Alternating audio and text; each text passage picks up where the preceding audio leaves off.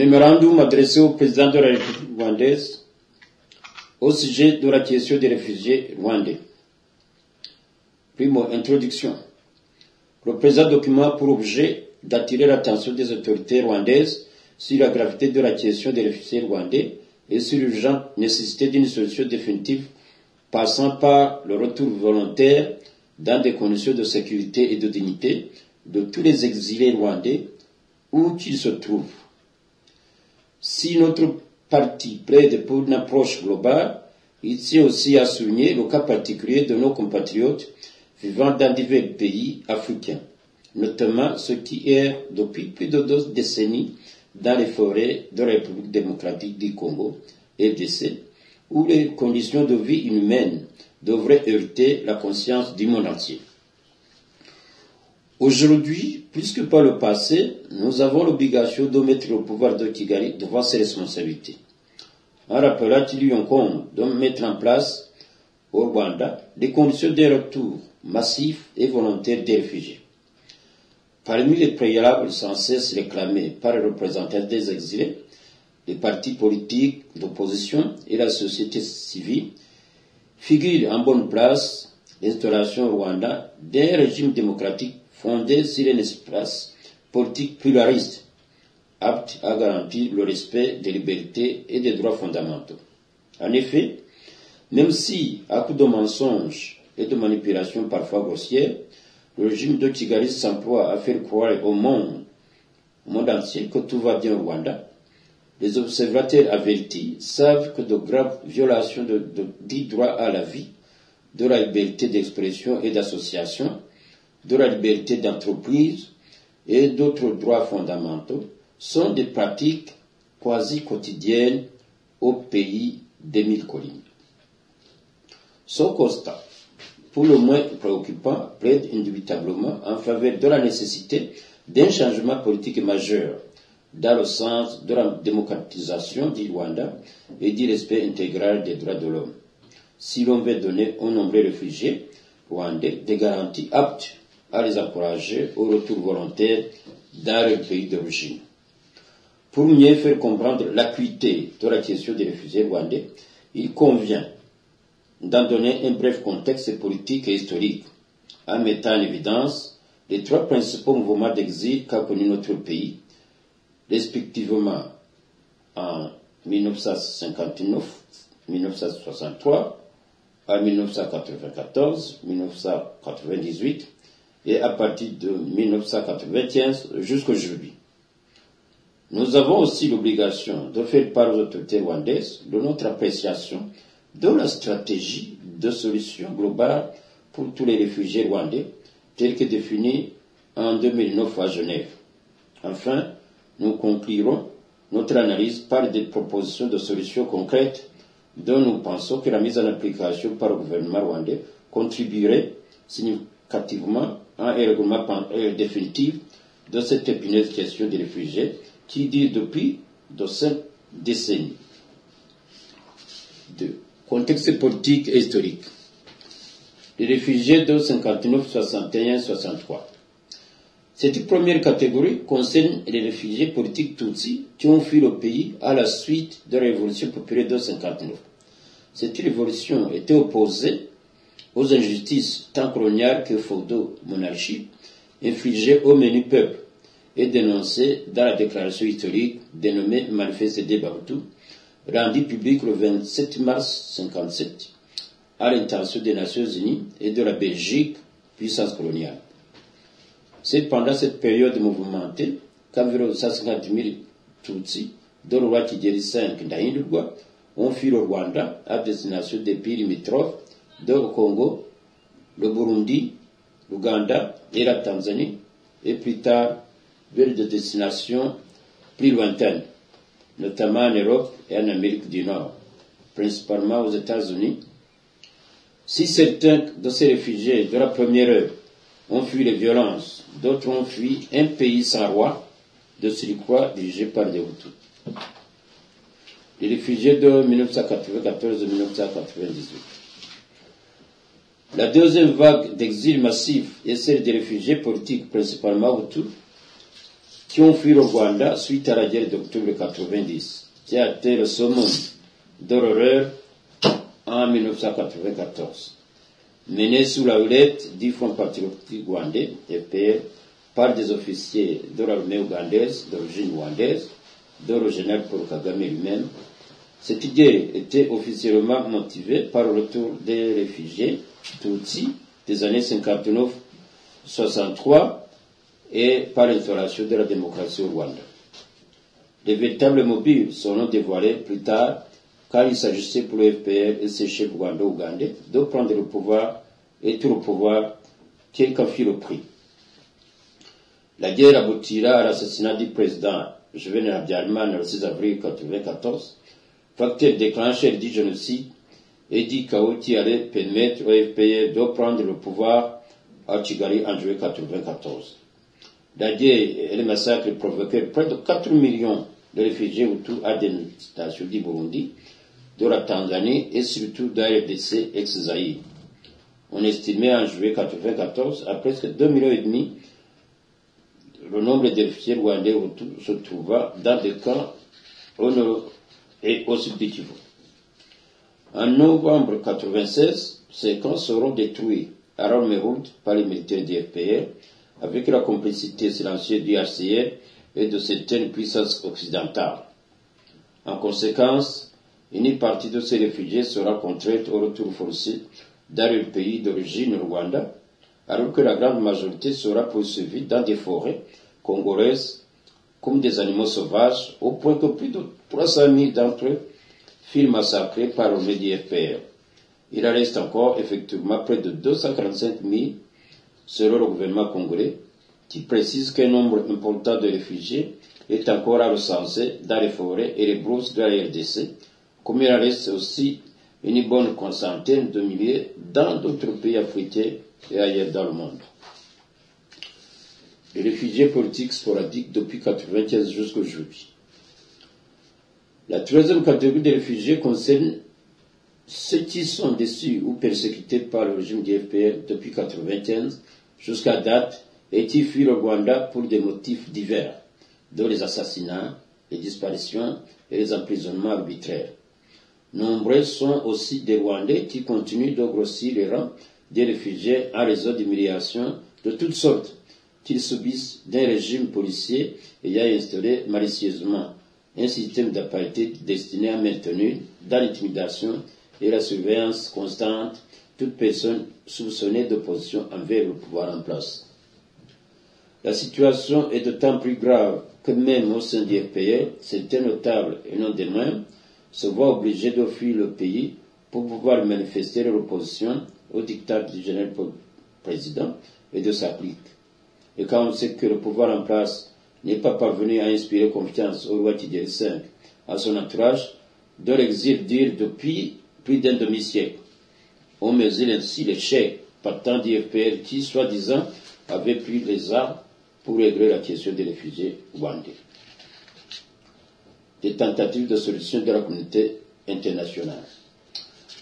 En octobre 2009, à Genève, sous la houlette du Haut-Commissariat des Nations Unies pour les réfugiés, le HCR, la communauté internationale a adopté la stratégie de solution globale pour les réfugiés rwandais, portant sur 4 éléments importants, à savoir la promotion du répartiment librement consenti, la poursuite de l'intégration locale, le maintien de la protection internationale pour ceux qui ne peuvent pas retourner au Rwanda pour des raisons de protection, et enfin, une recommandation sur l'invocation de la clause de cessation.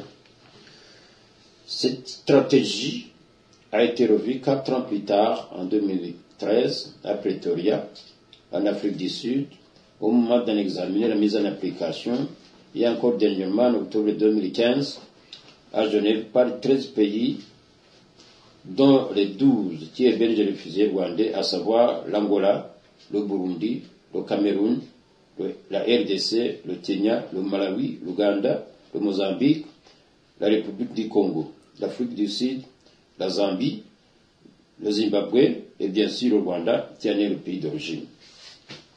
Réunis à Genève le 2 octobre 2015, ces pays ont tiré des conclusions sur les 4 points mentionnés ci-dessus.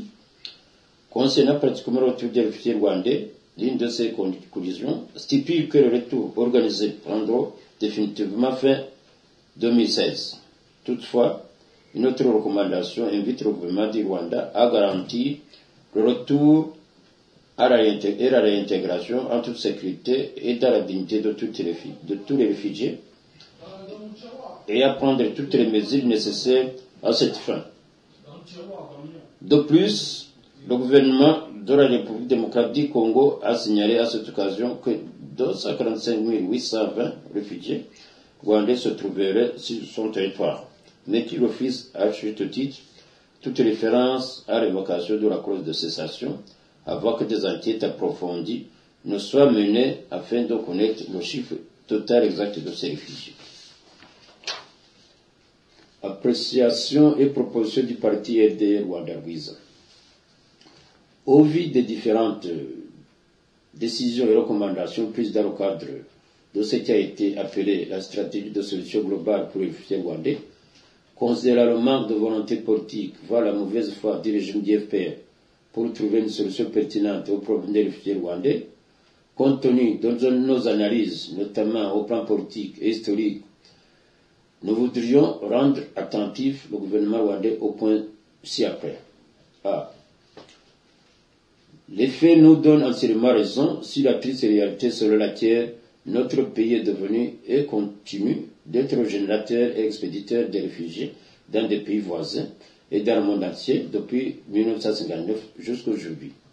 Cela est dû en grande partie à la mauvaise gouvernance des régimes qui se sont succédés au pouvoir et surtout au caractère dictatorial et criminel du régime du FPR Kagame en place depuis juillet 1994. B.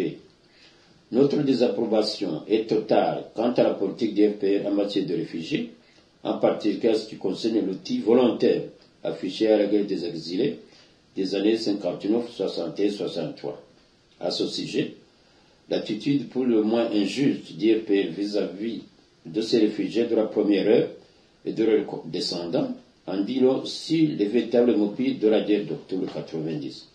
En effet, cette prétendue guerre de libération avait été menée à leur nom pour le retour triomphal au pays de leurs ancêtres. Pourtant, un bon nombre d'entre eux se sont abstenus de rentrer au Rwanda, à commencer par Watigeri Daïrwa. Et ce n'est pas parce qu'ils préfèrent vivre à l'étranger ou certains parmi eux mènent une vie misérable. S'ils ne veulent pas retourner au Rwanda, c'est tout simplement parce qu'ils trouvent que toutes les conditions ne sont pas réunies pour leur rapatriement. Quand on sait que cette guerre a été menée dans des conditions on ne peut plus cruelles, jusqu'à sacrifier les Tutsis de l'intérieur du pays et de nombreuses autres vies à hauteur d'environ 5 fois le nombre de réfugiés de la première catégorie, au nom desquels le FPR avait envahi notre pays, au mesure l'étendue du cynisme des chefs de l'ancien mouvement rebelle et à quel point seul le pouvoir les intéressait et c'est quel qu'en soit le prix. C. Au gouvernement rwandais et aux 12 principaux pays africains impliqués dans la stratégie de solution globale pour les réfugiés rwandais, nous demandons que la question des réfugiés rwandais soit considérée dans toute sa dimension, aussi bien au plan humanitaire qu'au plan politique. Nous aimerions que la recherche de solutions pertinentes se passe dans la transparence et que notre pays, le Rwanda, fasse preuve de plus de volonté face à cette situation extrêmement grave, en respectant ses engagements et toutes les recommandations émises dans le cadre de la dite stratégie. Il s'agit notamment de créer de meilleures conditions politiques différentes de celles des régimes précédents pour inspirer confiance à tous nos concitoyens. Cela leur donnerait l'espoir de vivre dans un pays où ils se sentiraient libres et en sécurité. Ils n'auraient plus ni peur ni inquiétude des lendemains incertains qui les pousseraient à fuir encore leur pays. D. Toute solution viable passe par un recensement impartial des réfugiés rwandais pour bien déterminer leur nombre exact, où ils se trouvent. Il est du devoir du HCR d'accomplir cette tâche de dénombrement de tous les réfugiés qui souhaitent retourner au Rwanda, aussitôt que les préalables à leur rapatriement auront été mis en place. Avant que ce recensement ne soit organisé, nous recommandons aux parties concernées de mettre tout en œuvre pour que les services compétents différencient les Rwandais authentiques des Rwandais linguistiques, dont la nationalité n'est pas nécessairement rwandaise. La citoyenneté, la nationalité ou la naturalisation ne s'acquiert pas par la langue, mais plutôt en vertu d'une loi votée selon les formes prescrites par la Constitution. E. Nous sommes pour le respect de la clause de cessation du statut des réfugiés rwandais, uniquement en conformité avec l'esprit et la lettre de la Convention de Genève de 1951 sur le statut des réfugiés et de la Convention de Riyad de 1969, régissant les aspects propres aux problèmes des réfugiés en Afrique, étant entendu que d'ici le 31 décembre 2017, le gouvernement rwandais devra avoir mis en place les conditions des retours paisibles et volontaires de tous les réfugiés. F. À la veille de la prochaine réunion ministérielle, dans le cadre de la stratégie de solution globale pour les réfugiés rwandais prévue en mai 2016, nous regrettons que les séances précédentes de Pretoria et de Genève se sont tenues sans la présence des représentants des réfugiés. En effet, qui mieux que les réfugiés eux-mêmes sauraient exprimer les raisons qui les empêchent de retourner dans le pays d'origine. De plus, il est à se demander pourquoi, ni parmi les 12 pays concernés, ni de la part du HCR, aucune délégation n'a osé placer le gouvernement rwandais devant ses responsabilités en posant la question cruciale ci-après et en essayant d'y apporter une réponse appropriée. Cette question, pourquoi presque 350 000 réfugiés rwandais en RDC et dans d'autres pays ne souhaitent pas retourner dans le pays d'origine? G. Le parti RDI lance un appel pressant à toutes les parties concernées afin qu'elles trouvent une solution appropriée, globale et définitive avant la fin de cette année 2016. Étant donné que depuis 2009, des réunions sont tenues à plusieurs reprises sur la question des réfugiés rwandais, il ne peut justifier aujourd'hui que de nombreuses autres séances soient agendées sur le même sujet. Dans cet ordre d'idées, nous estimons que la réunion prévue en mai 2016 devrait être la dernière sur cette question. Par ailleurs, nous insistons sur la nécessité d'inviter à cette rencontre le représentant des réfugiés rwandais afin qu'ils puissent donner leur point de vue ainsi que leurs propres attentes et appréhensions au sujet de la situation politique prévalant dans le pays d'origine. Conclusion générale. Il est temps que la question des réfugiés rwandais, vieille de plus d'un demi-siècle, trouve une solution définitive qui convienne aux premiers concernés, que sont les réfugiés eux-mêmes, toutes catégories confondues. Force est de souligner encore et encore, les réfugiés rwandais retournent massivement et volontairement dans le pays d'origine, quand celui-ci aura connu un changement politique majeur. Il est clair que le retour forcé, comme celui qui a eu lieu en 1996, dans le cas de l'ex-Zaïre, ne peut plus être envisagé de nos jours. S'agissant précisément du changement politique attendu par les réfugiés rwandais, en tant que préalable à leur rapatriement volontaire, l'avènement au Rwanda des régimes de transition démocratique fondés sur un état de droit intégral constitue la première étape d'un processus visant à offrir aux exilés les garanties d'un retour dans la dignité et la sécurité. Les contours de ce changement politique et d'autres mesures d'accompagnement, telles que le recouvrement par les réfugiés de leurs droits et de leurs biens, une fois de retour au Rwanda, doivent faire l'objet de négociations entre le gouvernement rwandais d'une part et d'autre part les représentants des partis politiques d'opposition et de la société civile, y compris les représentants des réfugiés. La médiation de ces négociations serait assurée par une instance désignée par les 12 principaux pays d'accueil des réfugiés rwandais, en étroite collaboration avec le HCR, notamment pour ce qui est de l'appui logistique. Nous estimons que beaucoup de temps a été perdu et que tout devrait être mis en œuvre pour qu'une solution définitive au problème des réfugiés rwandais soit trouvée avant la fin de l'année 2016. C'est d'autant plus urgent que plus ce problème perdure, plus la frustration s'accumule parmi les jeunes générations de réfugiés, avec le risque que certains d'entre eux envisagent sérieusement un retour au Rwanda par des moyens non pacifiques. Après tout, si en 1990, des réfugiés rwandais ont pris des armes pour faire valoir leur droit au rapatriement, il serait tout aussi légitime en 2016 qu'une autre génération de réfugiés cherche à rééditer cette expérience, pour autant que le gouvernement rwandais maintienne son refus d'autres voies de sortie de la crise. Fait à Bruxelles le 29 2016 pour le parti de Rwanda Louise, M. Faustin Twagiramungu, président.